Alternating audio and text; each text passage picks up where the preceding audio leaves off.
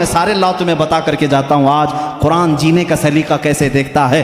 بچہ پیدا ہو تو نام رکھو وَإِنِّي أُعِيذُهَا بِكَ وَذُرِّيَّتَهَا مِنَ الشَّيْطَانِ سَمَّيْتُهَا مریم، حضرت حنا نے کہا میں اس کا نام مریم رکھی ہوں۔ یہاں سے پتہ چلتا ہے بچہ پیدا ہونے کے بعد سب سے پہلی ڈیوٹی ماں باپ کی نام رکھنے کی ہے۔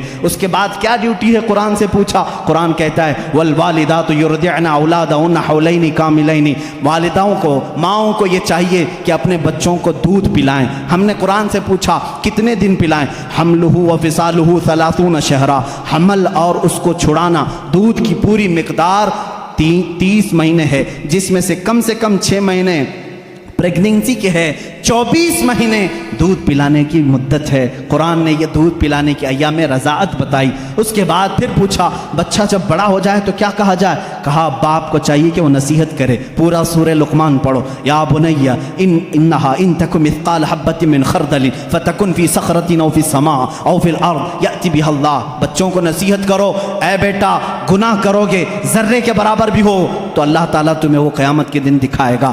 باپ یہ بچے کو سمجھائے اقیم الصلاۃ وامر بالمعروف وانہی عن المنکر واصبر علی ما اصابک۔ باپ اپنے بچے کو تربیت یہ کرے، قرآن سکھا رہا ہے، میں پوری زندگی بتا کر کے جاؤں گا، اے بیٹا نماز پڑھ، برائیوں سے رک، اچھائیوں کی بات کر، اور جو بھی مصیبت آئے اس پر صبر کر۔ اور باپ کیا سمجھائے بچے کو، ولا تصعر خدک للناس ولا تمشی فی الارض مرحا، جب بات کرے کسی کے ساتھ منہ ٹیڑھا کر کے بات مت کرنا، ادب بھی قرآن سکھا رہا ہے۔ اور پھر قرآن کہتا ہے باپ اپنے بچے کو یہ سمجھائے کبھی بھی زمین پر اکڑ کر کے مت چلنا، کبھی کسی کو بلند آواز سے بات مت کرنا، کبھی کسی کے ساتھ چھیمی گوئیاں اس طرح نہ کرنا کہ تیسرا شک میں مبتلا ہو جائے، یہ تربیت ہے۔ اتنا ہی نہیں، پھر بچے کو کیا سمجھایا قرآن نے، ماں باپ کے ساتھ کیا کرے۔ قرآن کہتا ہے ہم نے فیصلہ کر دیا قضا ربک الا تعبدوا الا ایاہ وبالوالدین احسانا اما یبلغن عندک الکبر احدهما او کلاهما فلا تقل لهما اف ولا تنهرهما۔ اے لوگو جب تمہارے ماں باپ میں سے کوئی ایک بوڑھا ہو جائے تو انہیں اف تک نہ کہنا، ان کے ساتھ نرم بات کرنا، انہیں جھڑکنا نہیں۔ ماں باپ کی تمیز قرآن دے رہا ہے۔ بچوں سے پوچھا گیا جب یہ بالغ ہو جائیں تو کیا کیا جائے، قرآن کہتا ہے وَإِذَا بَلَغَ الْأَطْفَالُ مِنْكُمُ الْحُلُمَ فَلْيَسْتَأْذِنُوا كَمَا اسْتَأْذَنَ الَّذِينَ مِنْ قَبْلِكُمْ۔ جب بچے بالغ ہو جائیں تو انہیں سکھاؤ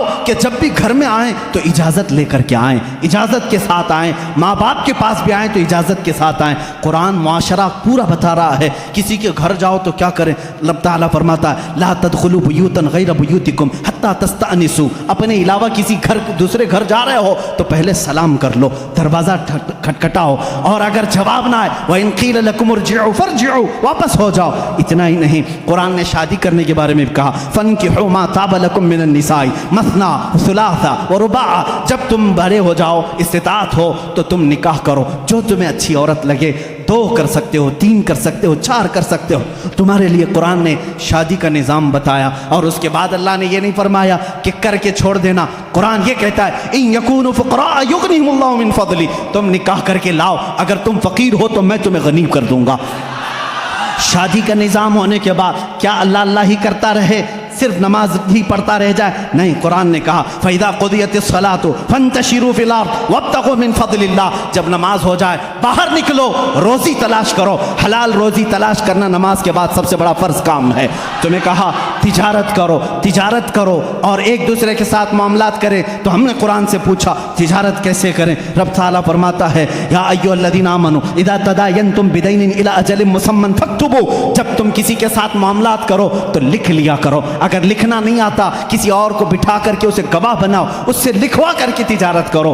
اتنا ہی نہیں، قرض کے معاملات آئیں اس کے لیے قرآن کہہ رہا ہے تجارت کے معاملات میں قرآن نے کتنا نفع لے سکتے ہو، کتنا لے نہیں سکتے، یہ سب چیزیں بتا رہا ہے۔ اب آؤ وہ معاملات جو تمہارے زندگی میں آتے ہیں، برائیاں جیسے، قرآن تمہاری آنکھوں پر پابندی لگا کر کہہ رہا ہے قل للمؤمنین یغضوا من ابصارہم ویحفظوا فروجہم، اے محبوب آپ مومنوں سے کہہ دیں اپنی آنکھیں نیچی رکھیں، اپنی شرمگاہ کی حفاظت کریں۔ عورتوں کو رب تعالیٰ فرما رہا ہے اے عورتیں اپنی نگاہیں نیچی رکھیں، اپنے بدن کو کسی کے سامنے ظاہر نہ کریں۔ ہاں اگر تم بے پردہ ہو سکتی ہو الا لبعولتہن او آبائہن او اخوانہن او بنی اخواتہن او نسائہن، صرف تم اپنے شوہروں کے پاس، اپنے باپ کے پاس، اپنے بھائیوں کے پاس، اپنے بھتیجوں کے پاس، اپنے بھانجوں کے پاس، ان کے پاس تم بے پردہ آ سکتی ہو۔ عورتوں کو یہ معاشرتی سلوک بتا رہا ہے۔ ہم نے پوچھا قرآن سے شوہر اور بیوی کا آپس کا تعلق کیا ہونا چاہیے، कैसा होना चाहिए? कुरान कहता है हुन्ना लिबासुल लकुम व अंतुम लिबासुल लहुन, वो तुम्हारा लिबास है और तुम इनके लिबास हो। लिबास एक दूसरे के बदन को छुपाता है,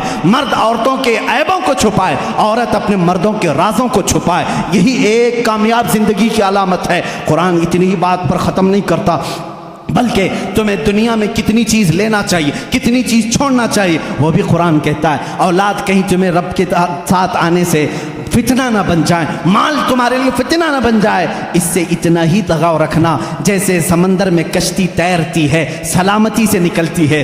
ये दुनिया समंदर है, तुम कश्ती में हो। अगर समंदर कश्ती में आ गया, पानी अंदर आ गया तो क्या होगा? डूब जाएगी। इसी तरह तुम दुनिया में खा पी करके चलो, अगर दुनिया तुम्हारे अंदर आ गई डूब जाओगे।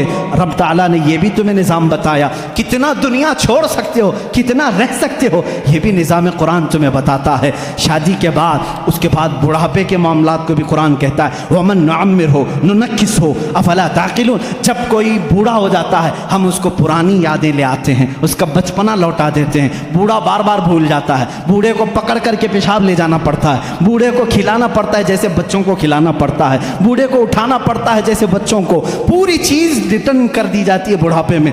ये कुरान बचपन से लेकर के, पैदा होने से लेकर के मौत तक के हालात बता रहा है। इतना ही नहीं बल्कि तुम्हारी वफ़ात आ जाए उसका तज़किरा भी कुरान कहता है। मौत कैसे आती है? ऐसे कि अगर तुम देखो फरिश्तों को तो वो पेशानियों पर मारते हैं, पीठ पर मारते हैं, रूह को निकालते हैं, लेकिन अच्छे लोगों के साथ नहीं, कुफ़ार के साथ। और जब अच्छे लोगों की मौत आती है, मेरा मौला फरमाता है, मैं पुकार कर कहता हूँ या अय्यतुहन नफ्सुल मुतमइन्ना इरजिई इला रब्बिकी रादियतम मर्दिया फदखुली फी इबादी वदखुली जन्नती।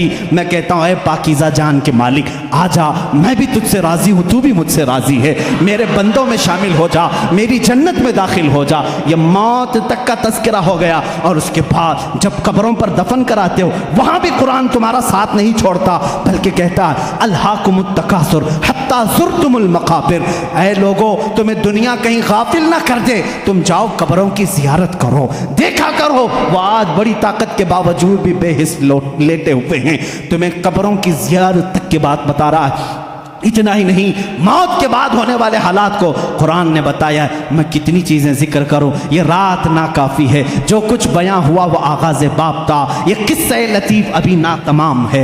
ऐ मेरे अजीज़ों, कुरान को अगर मैं सूरह फातिहा से लेकर सूरह वन्नास हर आयत को, हर सूरह को छेड़ दूं, तफसीर के हवाले से सदियां गुजर जाएंगी।